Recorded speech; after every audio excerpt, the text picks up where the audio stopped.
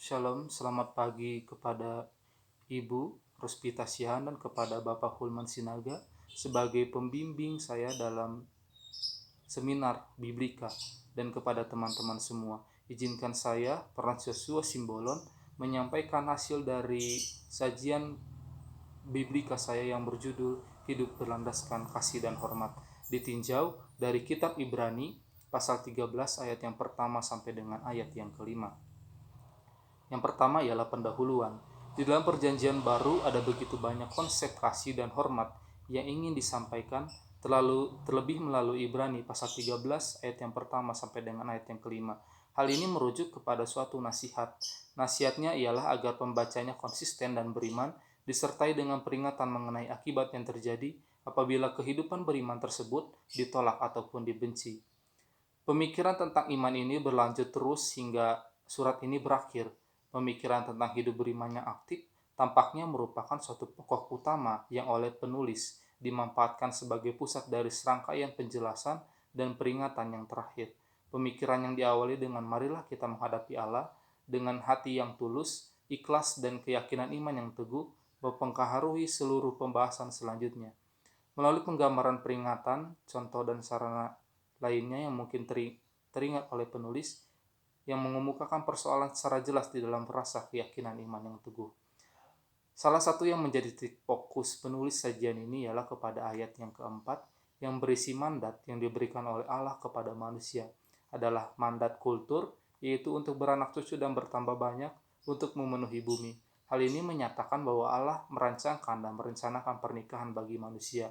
Lembaga pertama yang didirikan Allah di bumi ialah keluarga itu sendiri.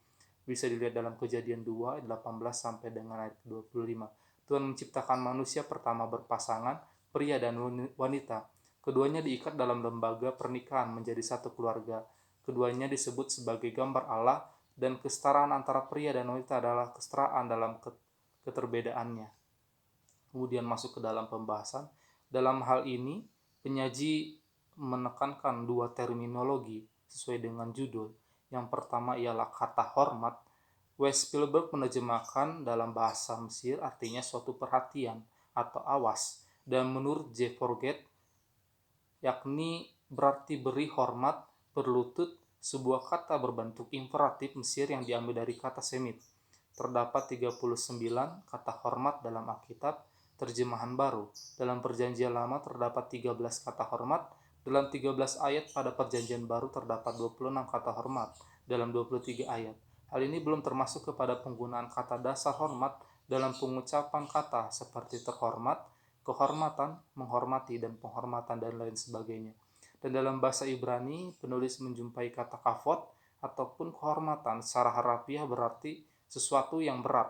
Bandingkan dengan penggunaan kata-kata terkait yang bisa kita lihat di dalam 1 Samuel 4 ayat yang 18 dan juga 2 Samuel pasal 14 ayat 26. Orang yang dihormati dianggap sebagai berbobot ataupun memiliki nilai tertentu. Kemudian dalam bahasa Yunani, penyaji memiliki dua kata. Yang pertama adalah time, mengandung artis kehormatan, nilai, hal berharga. Maka kata kerja timao dapat juga berarti menetapkan harga atas, yang bisa kita lihat dalam Matius 27 ayat yang ke-9.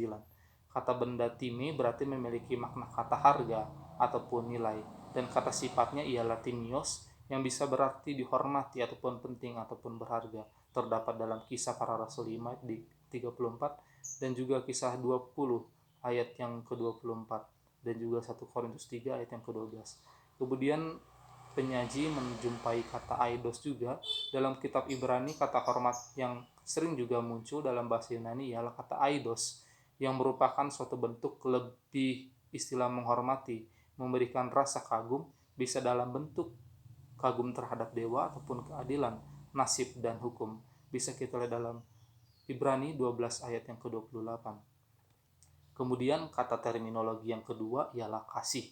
Secara arti leksikal, kata menurut Kamus Besar Bahasa Indonesia adalah berarti merasa atau perasaan sayang kepada seorang atau kepada sesuatu yang kemudian kata ini dapat dijabarkan menjadi beberapa kata kerja, yakni mengasihi, dan mengasihani. Mengasihi berarti memberi, mengasihi berarti mencintai, dan mengasihani berarti menaruh belas kasihan kepada seseorang atau kepada sesuatu yang semuanya berlandaskan kepada ketulusan hati. Kemudian dalam hal ini, penyaji pun menjumpai kata phileo, walaupun ada banyak terjemahan dan arti dan makna kasih dalam perjanjian baru, penulis lebih menggunakan istilah phileo. Phileo muncul secara umum dalam perjanjian baru. Meskipun itu juga termasuk ke dalam kata majemuk, namun dalam setiap kasus, kata itu lebih tetap terbatas dan tidak berwarna. Contoh tipikalnya ialah Philadelphia, cinta untuk teman ataupun saudara. Hal ini pun bisa kita lihat dalam 2 Petrus 1 ayat yang ke-7. Penekanan utama phileo adalah pada cinta untuk orang-orang yang berhubungan dengan erat, baik dengan darah atau karena iman. Hal inilah juga yang penulis tekankan, walaupun bisa saja nats ini berujuk kepada kasih Bapa ataupun Allah kepada anaknya, ataupun father and son, ataupun father and child. Bisa kita dalam Efesus 16 ayat yang kedua sampai dengan ayat yang ke-7. Kemudian masuk ke dalam bab 2, itu ialah isi. Pokok-pokok teologi yang penyaji temukan ialah yang pertama, latar belakang surat Ibrani. Dokumen yang lancar ini adalah salah satu karya tulis terbaik dalam zaman gereja perdana. Asal-usulnya diliputi teka-teki, baik zaman dahulu maupun zaman sekarang. Terdapat banyak sekali spekulasi mengenai pengarang, tempat penulisan, dan tujuannya. Secara tradisional tulisan ini sampai kepada kita dalam perjanjian baru sebagai surat Paulus kepada orang-orang Ibrani. Tetapi judul tersebut tidak terdapat dalam tulisan asli, semua unsurnya diragukan, dan para ahli modern saat ini sepakat bahwa karya ini bukan sebuah surat, melainkan berasal dari Paulus dan tidak ditujukan kepada orang-orang Ibrani. Namun kesimpulan negatif demikian hendaknya jangan sampai meninggalkan pesan negatif kepada sidang pembaca Ibrani. Kemudian kasih dan hormat sebagai pengajaran.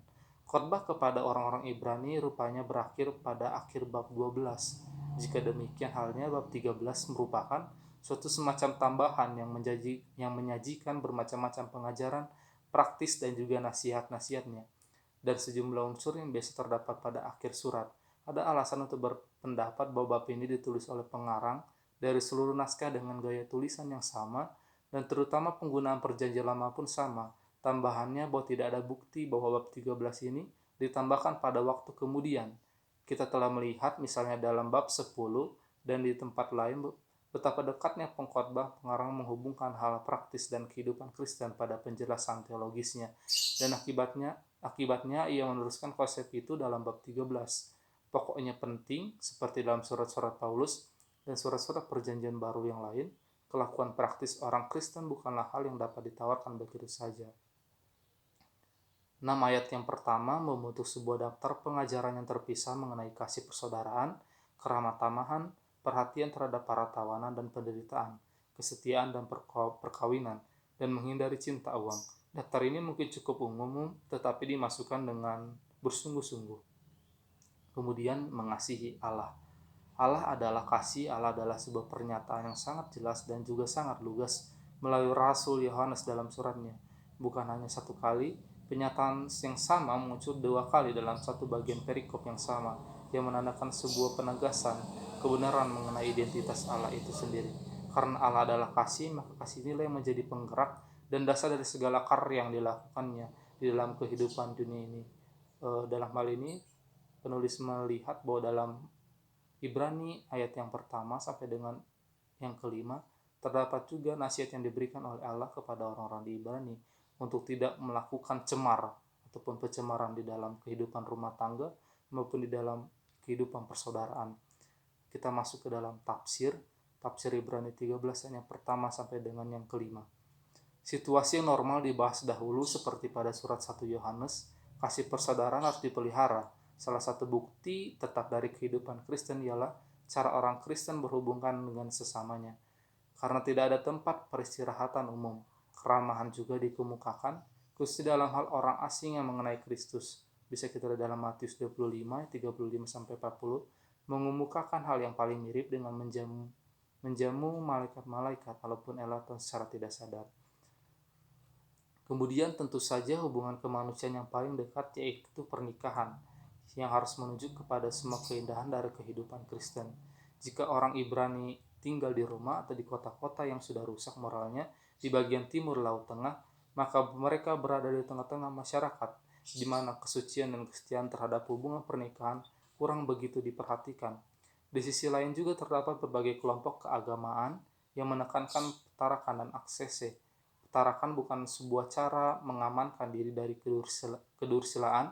Pernikahan yang terhormat merupakan hidup yang paling sempurna. Oke, oleh sebab itu dalam ayat 4 ditekankan bahwa hendaklah kamu semua hidup dengan hormat dalam suatu rumah tangga ataupun perkawinan tersebut. Mengenai keuangan di ayat yang kelima, penulis mengingatkan, janganlah kamu menjadi hamba uang ataupun apilargios yang artinya tidak mencintai uang dan bukan serakah. Gaya hidup atau sikap yang harus dikembangkan ialah kepuasan dengan hal yang tersedia atau apa yang ada padamu.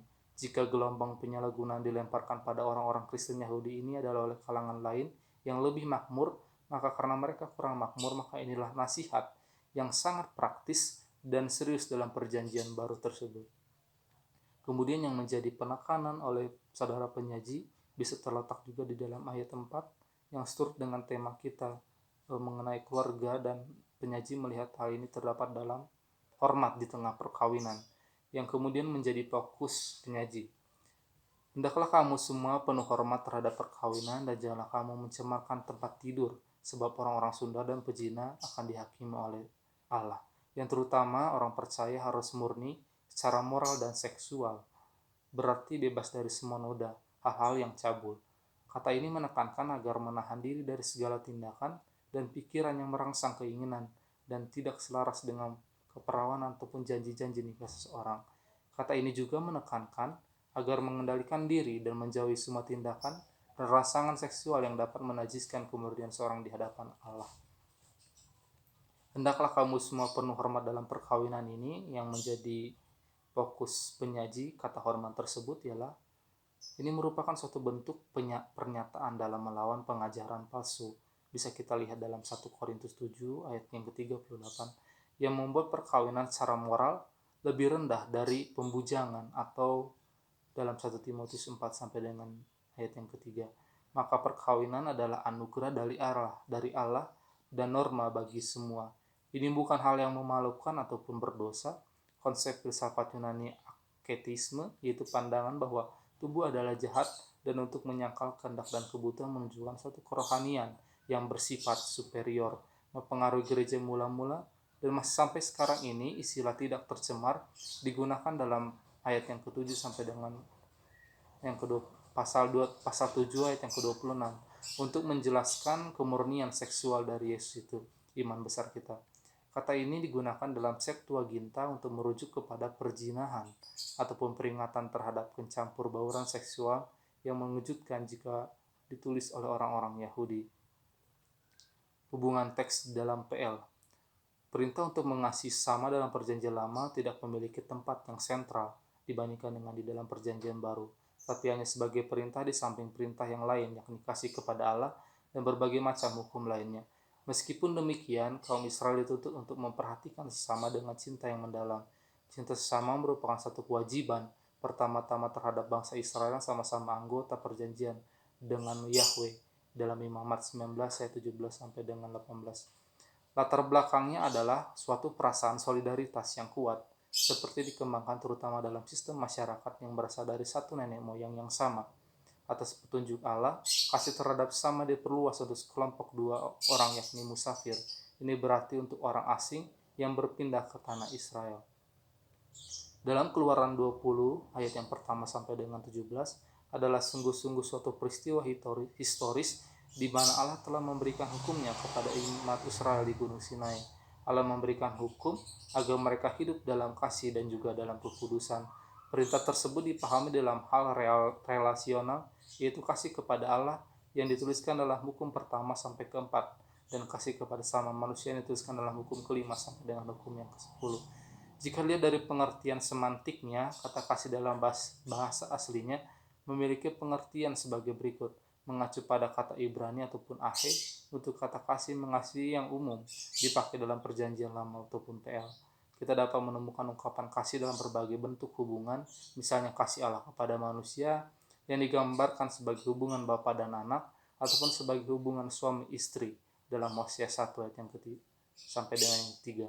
Demikian juga hubungan kasih persahabatan, misalnya antara Daud dan Yonatan, dan juga hubungan kasih antara orang tua dan anak. Misalnya hubungan antara Abraham dan Ishak, antara Ishak dan Esau. Kata ahe yang terungkap dalam berbagai bentuk hubungan kasih tersebut mengkonotasikan adanya kemesraan, suatu hal yang bersifat emosional, tanggung jawab, dan juga keterlibatan etis dalam ruang lingkup kerohanian, dan merupakan ungkapan yang paling dalam dari kepribadian sekaligus hubungan pribadi yang paling akrab dan dekat yang disertai dorongan untuk melakukan suatu tindakan yang mendatangkan kegembiraan serta pengorbanan diri demi kebaikan untuk orang yang dikasihi. Allah dalam perjanjian lama dikisahkan sebagai pihak yang memberikan dan mewujudkan kasih setia bagi bangsa Israel. Kata cinta ataupun kasih dalam Septuaginta adalah agapo. Agapau sepadan dengan kata dalam Ibrani yaitu ahab. Kata ini sering diartikan sebagai lawan kata dan dengki, sedangkan kata agapau lebih pada relasi antar sesama manusia itu sendiri. Kemudian bagian penutup, di dalam gereja PB orang-orang memandang dan menyapa satu sama lain sebagai saudara-saudara seiman di dalam Kristus. Persaudaraan Kristen merupakan akibat dari hubungan bersama dengan Bapa dan Putra tunggalnya. Hubungan ini menuju kepada Allah sebagai dasar hidup keluarga Kristen. Pada waktu kita mengambil bagian dalam kasih karunia Kristus, kita semua menjadi anak-anak bersama Dia dan ahli waris bersama dan berkat-berkat Bapa. Bisa kita dalam Ibrani 1 ayat yang kedua dan juga Yohanes 1 sampai 12 sampai dengan yang ke-13. Sebagai akibat persaudaraan ini, kita diajarkan oleh Bapa untuk saling mengasihi Allah walaupun memiliki norma-norma yang tinggi bagi umatnya dalam pernikahan dan dalam hal seksualitasnya. Hal ini termasuk dalam menguasai tubuh kita sendiri dan ajaran atau nasihat untuk hidup dalam pengudusan dan penghormatan. Kata kasih dan hormat yang terdapat dalam Ibrani 13 ayat yang pertama sampai dengan yang kelima merupakan suatu bentuk doa ataupun nasihat yang ditujukan agar pembaca baik itu secara individu ataupun dalam perkawinan atau rumah tangga melakukan suatu tindakan kejahatan yang akan membawa mereka kepada penghukuman. Dalam konteks masa kini, hal ini bisa menjadi landasan kehidupan orang Kristen untuk dapat beriman dan menyikapi kasih dan hormat dalam persaudaraan maupun dalam rumah tangga itu sendiri. Demikian hasil dari paparan sajian biblika saya. Terima kasih kepada kita semua. Salam.